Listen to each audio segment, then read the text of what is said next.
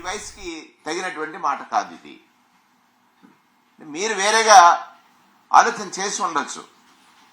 సామాజిక న్యాయం అంటే కేవలం కొంతమందికి పదవులు దక్కడమే సామాజిక న్యాయం కాదని, సామాజిక న్యాయం అంటే గత పాలకుడు అణచివేసిన వారిని గత పాలకుడు చంద్రబాబు నాయుడు అణచివేశాడు. ఇవాళ మంత్రిమండలి కూర్పు కానీ, శాసనసభ సభాపతి కానీ, మంత్రిమండలి కూర్పులో ఏనాడైనా చూసామా మనం? 17 మంది బీసీ ఎస్సీ ఎస్టీ మైనారిటీస్ ఉన్నారు. 17 మంది. అందులో 11 మంది బీసీలు ఉన్నారు.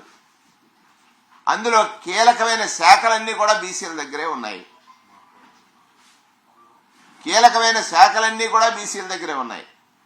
అంటే బీసీల అవసరాలు ఏ విధంగా ఉన్నాయి, అవి తీర్చాలంటే ఆ బీసీలకు తెలిసినటువంటి బీసీల కష్టాలు తీర్చడానికి వారు మాత్రమే దానికి ప్రాధాన్యతనివ్వగలరని ఆలోచించారు. స్త్రీ శిశు సంక్షేమం నుంచి బీసీ వెల్ఫేర్ వరకు. ఇంకొక పదాన్ని మీరు వాడారు, నేతి బీరకాయలో నెయ్యి అని. బీరకాయలో నెయ్యి ఉండదు, టేస్ట్ ఉంటుంది. నేతి బీరకాయలో నెయ్యి ఉండదు, నేతి టేస్ట్ ఉంటుంది. ఆ టేస్ట్ని అనుభవించిన వారికి నేతితో బీరకాయ కూర వండితే ఎంత టేస్టో అందుకే నేతి బీరకాయ అంటారు. అలాగే ఇవాళ జగన్మోహన్ రెడ్డి గారి పాలనలో బీసీలు ఆత్మగౌరవంతో, మీరు అన్నారు ఇంకో పదం, ఆత్మగౌరవం, సామాజిక న్యాయం అంటే ఆత్మగౌరవం అన్నారు. అంటే బీసీలు గత పాలకుడు దగ్గర యాచకుల మాదిరిగా కదా, గత పాలకుడు ఏర్పాటు చేసిన చంద్రబాబు నాయుడు గారు, గత పాలకుడు ఎందుకు చంద్రబాబు నాయుడు గారు బీసీలను అణచివేశాడని పలు సందర్భాల్లో మనమే చెప్పాం. ఏ విధంగా అణచివేశాడో ఆ విషయాలను కూడా స్పష్టంగా తెలియజేశాం.